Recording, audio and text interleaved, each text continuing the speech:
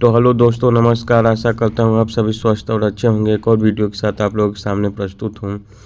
तो क्या दुनिया का अंत होने वाला है? क्या मानव ने अपने कुकर्मों से दुनिया को इतना क्षतिग्रस्त कर दिया है कि अब प्रलय नज़दीक है? क्यों दुनिया के कई देशों में ज़मीन नीचे धंस रहा है?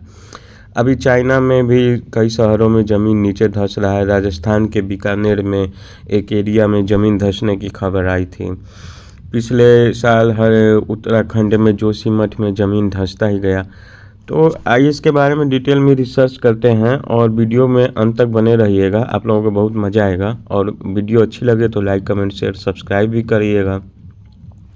तो देखिए दोस्तों, कोई भी ग्रह जो होता है प्लेनेट, उसमें तमाम प्रकार के मिनरल्स होते हैं, ठीक है। और जिस ग्रह का कोर जितना हैवी मेटल से बना होगा उसका ग्रेविटेशनल पुल उतना ही ज़्यादा होगा। तो हमारे अर्थ में लोहा, निकिल, मैग्नीशियम बहुत सारे मिनरल्स हैं अंदर, इसलिए हमारे धरती का ग्रेविटेशनल पुल भी बहुत अच्छा है। लेकिन मानव उन पदार्थों का अंदर से दोहन करता है। तो जब किसी शरीर के अंदर से आप कोई हड्डी का ढांचा ही निकाल लेंगे तो वो शरीर तो कमज़ोर ही हो जाएगा। तो मानो वो लोहा निकाल रहा है, कोयला, तांबा, सब चीज़ निकाल रहा है और उसके बाद धरती का अंदर की चीज़ें कमज़ोर होती जा रही हैं, टेम्परेचर भी बढ़ रहा है और अंदर के जो पानी होता है वो भी ऊपर से दोहन किया जा रहा है, ठीक है। तो जब ये चीज़ निकाल लिएंगे, ऊपर से कंस्ट्रक्शन इतना हैवी हो रहा है, जैसे चाइना के कई शहरों में इतना ज़्यादा हैवी कंस्ट्रक्शन हुआ है, तो धरती के ऊपर लोड तो बढ़ेगा ही ना। ज़मीन वो नीचे धंसता ही जाएगा क्योंकि उस पर कई अरबों पाउंड का वेट होता है। अमेरिका का न्यूयॉर्क शहर भी ऐसे ही प्रति वर्ष कई सेंटीमीटर नीचे धंसता जा रहा है। एक दिन ऐसा आएगा कि जब वो समुद्र में डूब ही जाएगा।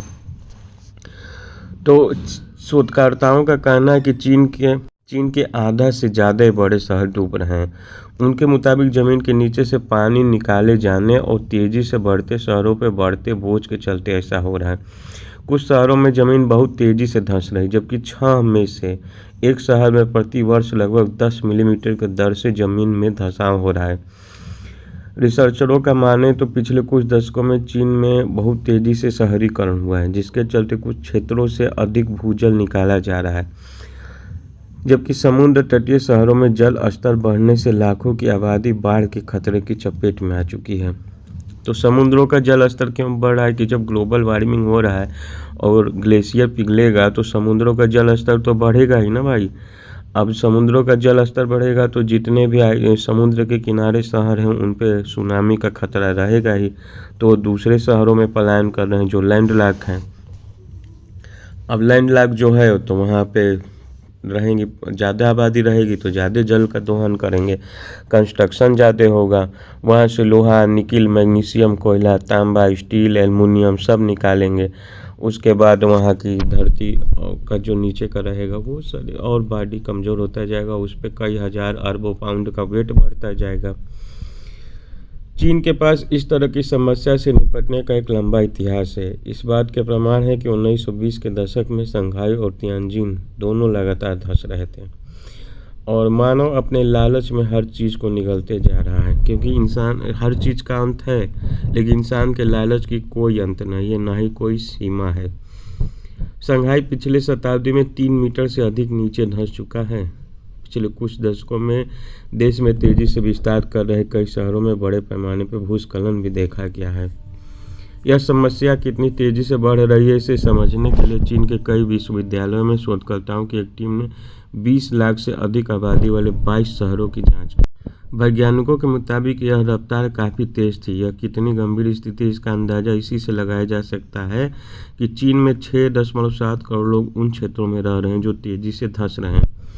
भूस्खलन कई कारणों से होता है, जिनमें भूविज्ञान और इमारतों का वजन शामिल है, जबकि रिसर्चर के मुताबिक ज़मीन धंसाव की मुख्य वजह भूजल का निकलना है, ठीक है। अब इसका मतलब कि स्थानीय आबादी के उपयोग के लिए शहरों के नीचे या आसपास के इलाकों में भूजल का दोहन किया जा रहा है।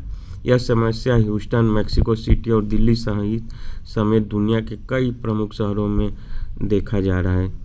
चीन में शोधकर्ताओं का कहना है कि टीम ने 1600 से अधिक कुओं की निगरानी की और पाया कि पानी की निकासी की वजह से ज़मीन धंस रही है।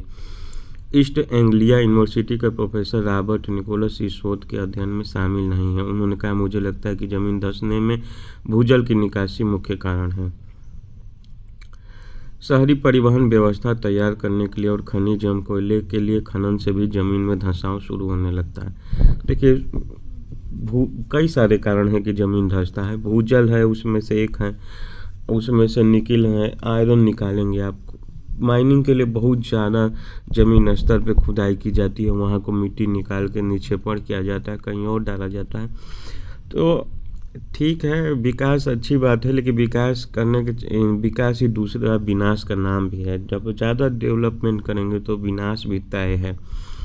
और आप डेवलपमेंट देखिए, आप डेवलप तभी करेंगे जो आप किसी चीज़ का दोहन करेंगे, ठीक है। किसी चीज़ का शोषण करके ही अगला डेवलप हो सकता है। तो आप एक आदमी एक तरफ कोई डेवलप हो रहा है तो दूसरी तरफ कोई बर्बाद हो रहा है, और जब दूसरा जो बर्बाद हो रहा है उसका भी रिएक्शन पड़ेगा। ये न्यूटन का भी थर्ड लॉ है कि किसी भी एक्शन का रिएक्शन होता ही है, ठीक है। और जब नेचर अपने रिएक्शन और एक्शन के बाद तरफ आएगी तो हम लोग झेल नहीं पाएंगे। अब समय रहते हम लोग अगर सुधर जाएं तो अच्छी बात है, नहीं तो इसका परिणाम बहुत ही बुरा होगा। प्रोफेसर निकोलस ने कहा कि 20वीं शताब्दी में टोक्यो शहर में बंदरगाह क्षेत्र के आसपास की भूमि 5 मीटर तक धंस गई थी। 1970 के दशक में टोक्यो में पानी का अन्य क्षेत्रों से आता था। कुएं के पानी को प्रयोग के रोकने के लिए वहाँ के एक कानून भी बनाया गया। इन कोशिशों जमीन के धंसने पर काबू पाया गया।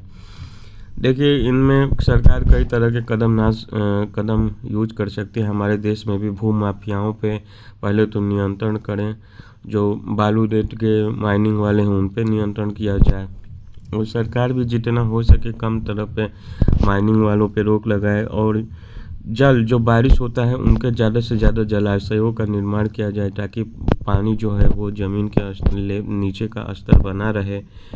तभी इस परेशानी से निजात पाने का एक अच्छा सा रास्ता खोजा जा सकता है। भारत के भी राजस्थान के बीकानेर के लूणक रणसर के सहजरासर गांव की ढाणी भोपाल राम रोड पे 16 अप्रैल को जमीन धंसने की घटना हुई थी, और यह लगभग 1.5 बीघा से ज़्यादा जमीन 70 फीट तक धंस गई थी। स्थानीय प्रशासन ने बीते दिनों यहां ड्रोन मंगवाकर उसका पूरा वीडियो शूट भी कराया था।